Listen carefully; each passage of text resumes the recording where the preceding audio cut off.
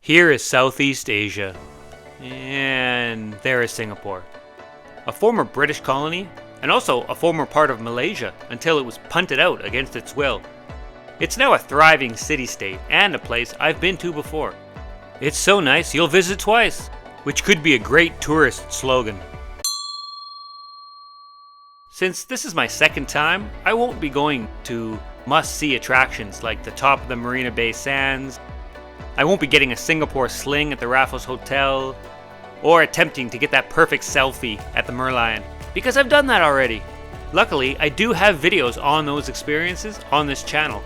Links in the video description below.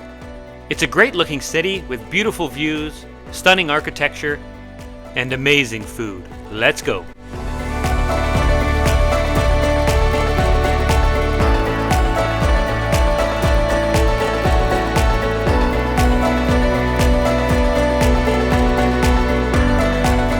Here are a few fun facts about Singapore.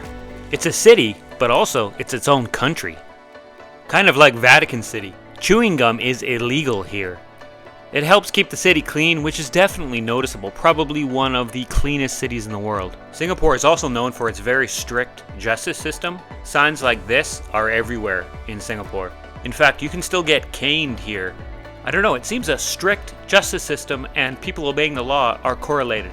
I don't know, is it just me noticing that or not? As you can see, Singapore is by far the most expensive city in the region. No more is that apparent than in its accommodation. So I ended up choosing the cheapest Hilton I could find. Isn't it beautiful? No, not this temple here. Look at the back there. That's it. It's the Hilton Garden Inn Serangoon in Little India. Was between 150 and 180 Singapore dollars a night. And to be fair, I didn't have a problem with this hotel. The room was comfortable, had everything I need, and a decent view to boot. Everyone there was very accommodating, and I overall had no issues during my stay. The pool on the 8th floor was nice too, and I could even spot the Marina Bay Sands from here. There it is right there. The area was relatively central. There was malls nearby for basic necessities and familiar food options like American fast food chains. Also, they had a Canadian chain. Tim Hortons was there. Okay. Also, I can't believe they still sell slices of cake. Our Tim Hortons back home don't even sell those anymore. Outrage. Also, there was a local hawker center nearby. But more on that later. Little India itself was a nice area. Usually very clean and always colorful. It could get busy and chaotic at times, but I kind of imagine this is what real India is like, so it was kind of perfect. Like I said earlier, this temple, which I won't even attempt to try to pronounce, is right in front of my hotel. An insanely decorated building with ornate characters all over the place. Inside was more the same. You have to appreciate the craftsmanship here. This isn't the only one in Singapore also. There's numerous temples like this around the city. I was very impressed. Just remember to take your shoes off before stepping inside. The MRT in Singapore is clean, efficient, and cheap. My local station right there could take me most places in the city. It could get busy at times, but I never missed a train due to how crowded it was. The stations are super clean and really well laid out. Often at big interchanges like this one, which I believe is Orchard Station. There were different tunnels to bring you to shopping malls or other buildings in the vicinity, so you didn't actually have to go outside. That's really helpful when it's super hot or pouring rain. But yeah, overall highly impressed with Singapore's MRT. It did seem that no matter where I was in the city, an MRT station was no more than a 5-minute walk away, and I loved that. Visiting a museum has to be the classic tourist activity, so I went to the Singapore National Museum.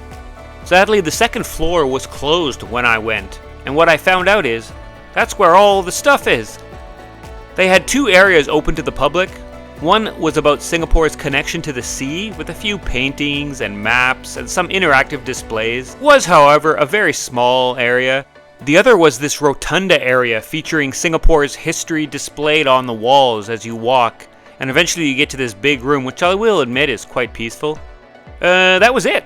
I did find it a little outrageous that they still charged you $24 for this, but I will say, before I bought the ticket on these kiosks, a warning did come up saying the second floor was closed, so it's not like they hid it from you.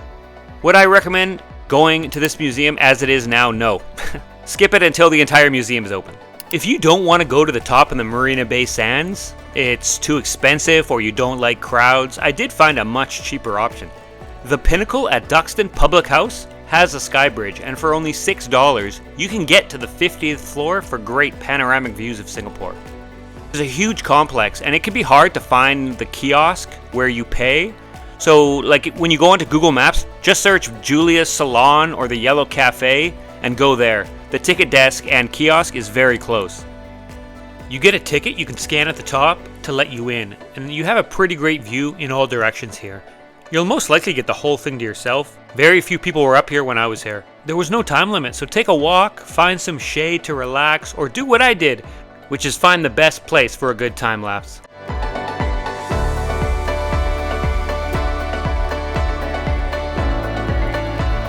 For $6, this is a great little afternoon activity. Next, I decided to do the Singapore Flyer, the third tallest Ferris wheel in the world, but the weather wasn't cooperating. The clouds started to roll in, as they do in the afternoon around these parts. They're gonna shut it down, I think. They're gonna shut it down. Hopefully I can get on this thing. There's not a soul kicking around here, so I think this is, if they let you on at all, this is gonna be very quiet. See, there it is there. The cost was $40 and an hour of my time waiting.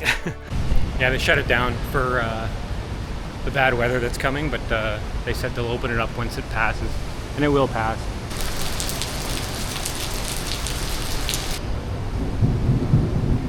Finally, it opened up, and I was one of the first in line. They made you wade through this visual display of Singapore's history, which I thought was not really needed. But I did like this room, floor-to-ceiling projections, and it got you a bit immersed, I will admit. Finally, it was my time to board. I'm the only one? The only one in this entire... They gave me an entire capsule to myself. That's awesome. I actually like that. It may not look it, but I'm having a good old time. Enjoy the trip!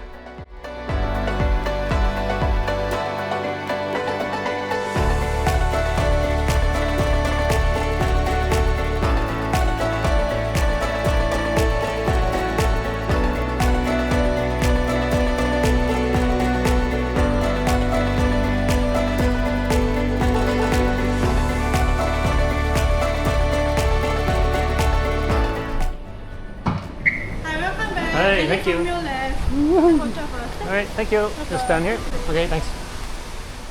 Overall, was it a mind-blowing experience you'll remember forever? Nah. Was it worth the $40 I paid? Sure. Was it something to do for an afternoon in Singapore? It sure was. Kids would probably really get a kick out of this, so I'd recommend it for families for sure.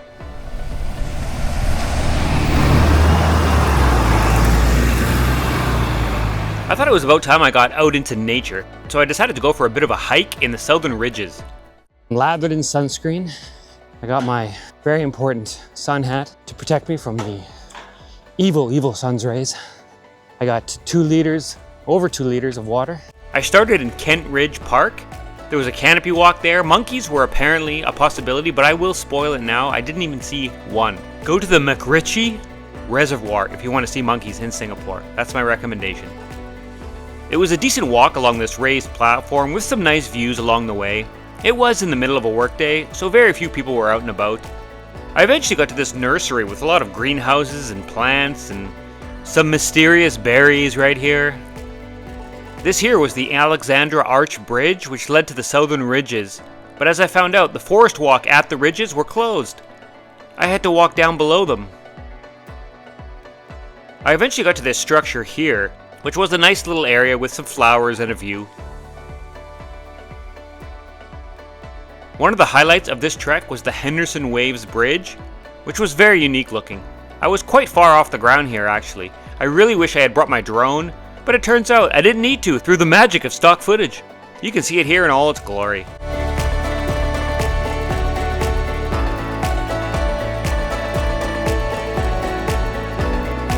Next I got to the Mount Faber viewpoint, which was probably my favorite place on the entire trek. They had these really cool murals depicting Singapore's history. We went from pre-colonial times forward. 1819 Stamford Raffles, yeah, that's him right there. Stamford Raffles.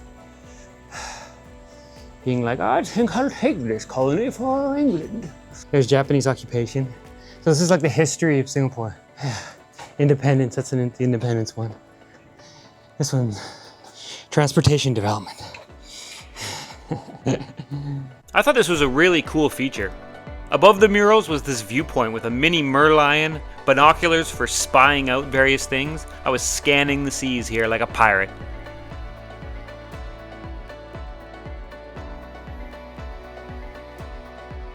Oh, hey, look, there's all these vending machines here. Anything good? Look at this one, hot food.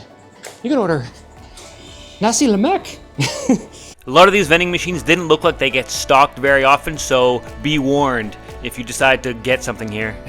I then walked down Mount Faber to my nearest MRT, which, like I said, was about 5 minutes away. Overall, a good hike. Not amazing, just good.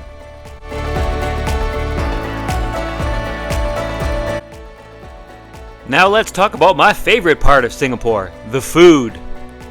The hawker centers in Singapore are famous. I went to 4 different food centers, and I'll start with my least favorite. That's got to be the Chinatown complex. This one is chaotic and busy at all times, but had all sorts of food. There's probably more stalls here than at any other hawker center, so you'll find something you like. Some places had huge long lines, like the line for these spring rolls here called papaya. Not sure if I'm pronouncing that right. Isn't papaya a fruit? The line was huge is what I'm getting at here. So a good tip is if you're unsure about what to get what everyone else is getting. I had this great beef brisket noodle soup which hit the spot. Had big, large chunks of beef in it. This large bowl was $12, which is actually on the expensive side for a hawker stall, but worth it. I also tried soy sauce chicken, which I found a little disappointing. The chicken had a bit too much cartilage in it for my liking. Overall, Chinatown complex kind of matched how I felt about Chinatown itself, just a little too busy for me. Singapore's finest brewery is in Chinatown though, so I did like that. This is Lion's Brewery here. Third on my list of hawker centers is my local, Little India's Tekka Center. This isn't just a food court, but an entire fresh food market with tons of meat and seafood especially. I admit to not being too familiar with Indian food, but I thought I'd give some a try since I was right there. For breakfast I had basically an Indian crepe. This egg and onion dosa, which had a few chutneys to mix with, and is served straight on the tray, no plate or anything. I was eating with my hands like a local. I don't know if there's a rule here about which hand you're supposed to use. I'm left-handed, so I'm kind of used to using my left hand. I was kind of going back and forth. Vadai, which looks like Indian donuts, but is actually a spiced lentil fritter that is deep fried. Both were good, the dosa especially. Another meal I had here was chicken biryani at Aludin's place. You get an absolute ton for only about $5 or $6. I can't remember the exact price, I will admit. I also got a chendol, a sweet concoction of coconut milk, palm sugar, and green worm-like jelly strands. Super popular in this part of the world and very refreshing. The chicken was very moist, mixed with fragrant rice and various spices.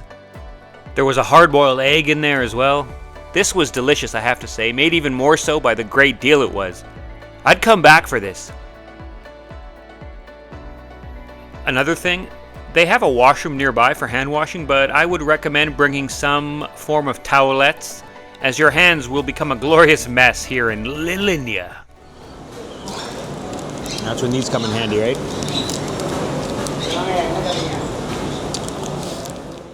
My second place hawker center is Maxwell's, simply because it had my favorite meal that I ate while in Singapore. This food center is in Chinatown and is busy. I found if you went around 3 p.m. after the lunch rush but before dinner, lines are less and there's more places to sit. That is a good time to go to any of these hawker centers. All of them get insanely busy and chaotic at peak meal times. But yeah, this old Nyonya signature laksa, my favorite meal I had. Shrimp, fish, beef, and egg, and spongy bread that soaked up all that coconut curry sauce. Just a taste explosion. I had this many times actually, almost every time I was at Maxwell. Yeah, here's the coconut cream sauce. Just look at this, just thick and oily and perfecto. Get this one, $7 for a large size. I would have paid $10 for extra large, not gonna lie. Laksa with a cool bandung. Basically condensed milk mixed with rose syrup for a sweet, refreshing beverage. Chicken rice is also a famous meal here, and one stall in particular always has a huge line. So if you haven't had that, I'd recommend going there as well. I had it on my first trip, so I stuck with the laksa. My favorite hawker center was Lau Pa Sat, right in the heart of downtown. Fun fact, this is also Singapore's most awarded hawker center. So it's gotta be the best one, right? Now this food court is tourist heavy, but I don't know, what the hell, what am I? I loved it here, including how historic the building is. So there it is.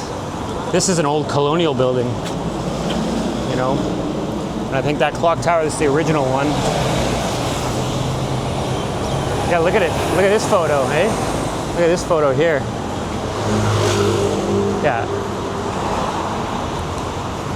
Singapore looks a little different than that, but this building is essentially identical still. That's cool. I like old photos like this. All these buildings are gone, and now look at it. Holy cow. That's cool. I love old photos like this. Another historical fact about this building is I believe it's one of the oldest Victorian structures in Southeast Asia and the first structure built in prefabricated cast iron in Asia. These pillars here are the originals, with the original maker's mark, W. McFarlane in Glasgow. There's a lot of options at this food center. They had desserts and even draft beer. My first meal here was actually Indonesian mee soto. Very good and a little spicy. Thank God I have a cold draft beer to cool me off. Let's see what else we can find.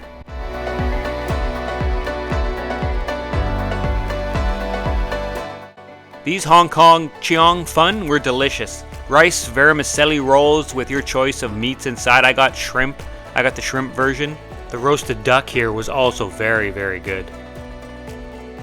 The best part of Lau Pa Sat is in the evening they shut down one of the streets and turn it into Satay Street. Meat and shrimp skewers are sold en masse along with beer right on the street. I ordered combo A with prawns and beef and chicken skewers, which I think is for multiple people, but it was just me. Look at this feast. All the meats were grilled to perfection, nicely seasoned, and that dipping sauce is a nice peanut sauce. A perfect combo with the fresh beer on offer. Finishing this feast was actually harder than that 25,000 step hike I did earlier. Most people there were big groups of tourists, and I imagine it being a hell of a good time with a group of friends. My friends that night were these shrimp. Look at their little beady eyes.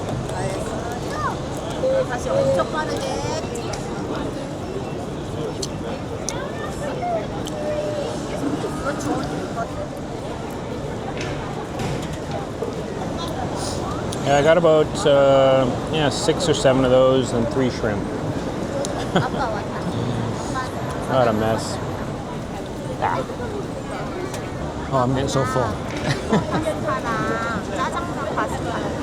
Yet I'm still eating. Yeah, 3 more left.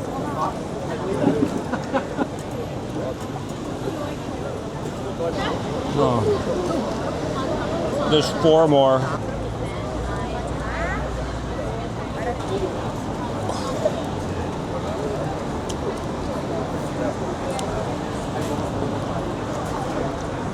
Last one, I finished them all.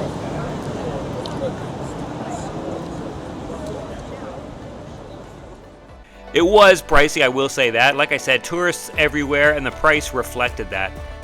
But again, pretty sure it's meant for more than one person. Anyway, I had a good time, and I was satisfied by the end. If it's every Saturday, or if it's every day, I don't know.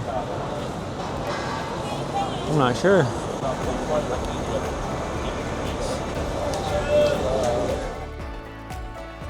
So was my second time in Singapore worth it? I'd still say yes. I did find the activities I got up to slightly underwhelmed compared to my first visit. I mean, my first visit I saw monkeys, so can't really compare. But I still enjoyed this city. It's a great city to look at, with a good mix of modern and Victorian era architecture. The food was a hit with me mostly, the exception being this wicked fruit. Durian sucks. It's not even allowed on the trains. It's like no bombs or durian. The city is clean and orderly, the MRT is frequent, and the beer is cold.